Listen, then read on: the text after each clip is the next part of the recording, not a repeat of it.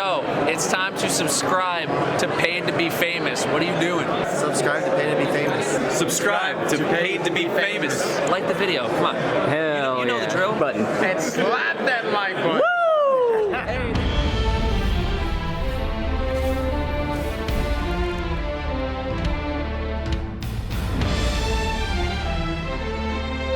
Welcome everybody to another Destiny 2 build guide. Let me start off by saying, do you guys like diversity in your build? But when it comes to making a build in Destiny, you seem confined to just picking one build, whether it be on the Void, on Strand, on Arc, or on Solar. What if you guys want to use more than one element in your build? Well, Guardians, in today's video, I have the ultimate build guide. Or if you guys like using Devour on the Void subclass for that survivability, but at the same time, you also love using Strand so you can summon those threadlings.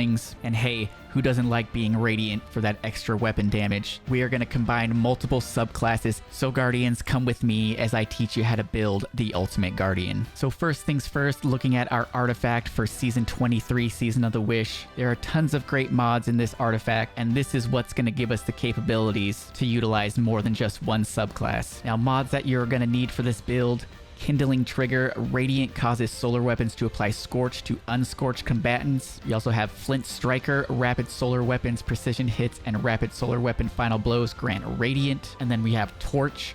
While Radiant, deal increased weapon damage to combatants affected by Strand and Stasis. So these three mods right here are going to cover our Solar and becoming Radiant for that extra damage. If you weren't aware, Radiant states that your weapons are enhanced by the power of the Traveler and deal increased damage. And while you're Radiant, your weapons pierce the shields of anti-barrier champions and help stun them.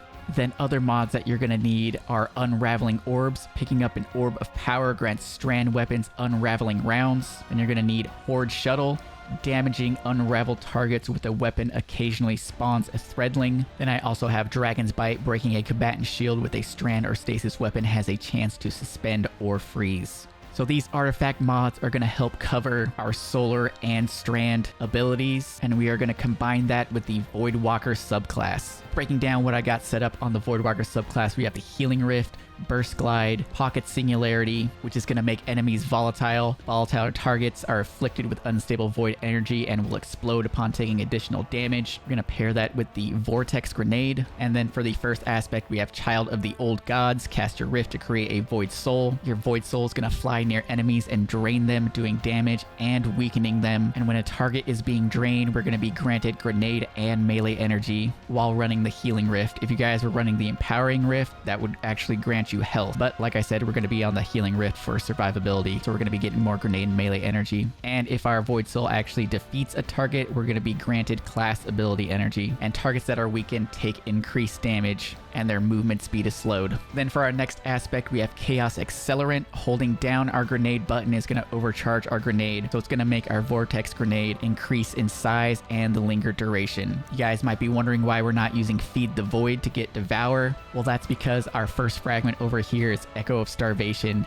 Picking up a Void Breach or an Orb of Power grants Devour there for us. That's why I feel like the Devour aspect isn't really necessary, because we're going to be creating a lot of orbs other ways. Our teammates are going to be creating orbs, so we won't have any problems getting Devour. And Devour states that final blows restore health and grant grenade energy and extend your Devour. And for the second aspect, we have Echo of Persistence. Void buffs applied to you, invisibility, overshield, and Devour have increased duration. Then we have Echo of Cessation. Finisher final blows create a burst of void damage that causes nearby combatants to become volatile. Defeating these volatile targets create a void breach. So now we're going to have two ways to activate Devour. Not only are we going to get Devour by picking up an orb, but we're going to get it when we create these little void breaches. And for our last fragment, we have Echo of Obscurity. Finisher final blows grant invisibility, which is why we're using Echo of Persistence, so we get that longer invisibility. Now, why am I using these two fragments that have to do with finisher final blows? Well, it has to do with this helmet right here, the Fellwinter's Helm. The Fellwinter's Helm states that powered melee final blows create a burst of energy that weakens nearby targets. Finishers and final blows against more powerful targets increase the radius of the burst and the length of the weakening effect. Now, do not underestimate this helmet. It is very powerful. This is actually one of the strongest debuffs in the game at a 35% debuff. So taking a look at all the mods that I'm using on the helmet, we're taking a heavy ammo finder, we're taking picking a strand siphon and a solar siphon so we can create orbs like that, ensuring that we can activate Devour.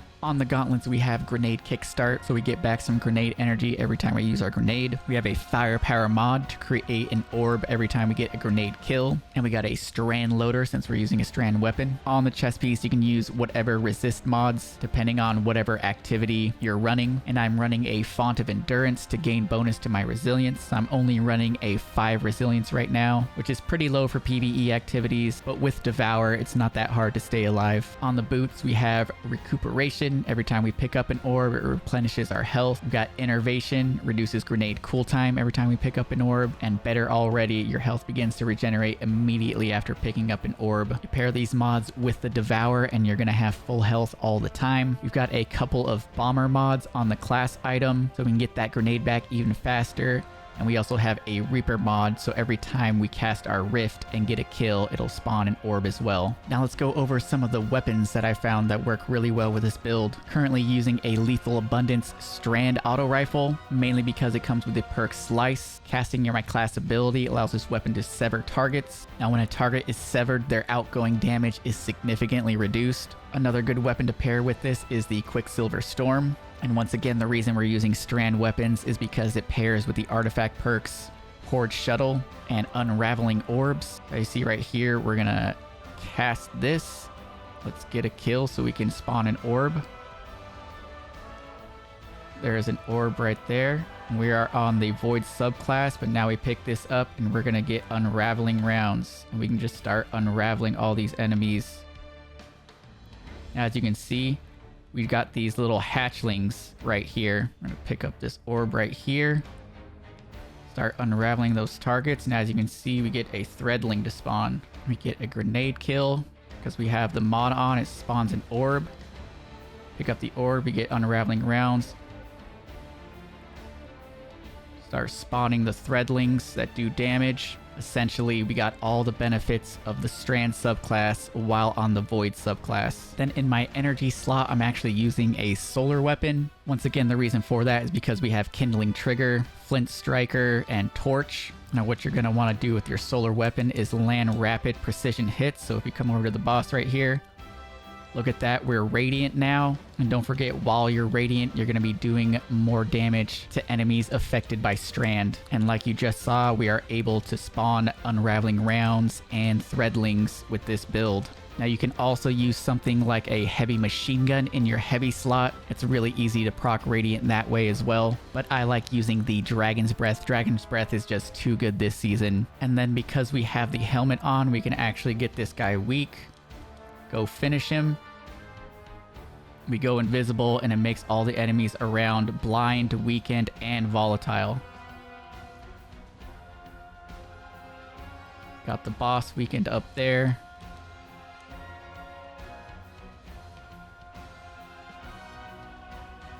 Pick this up, get some unraveling rounds on all these enemies, spawn threadlings.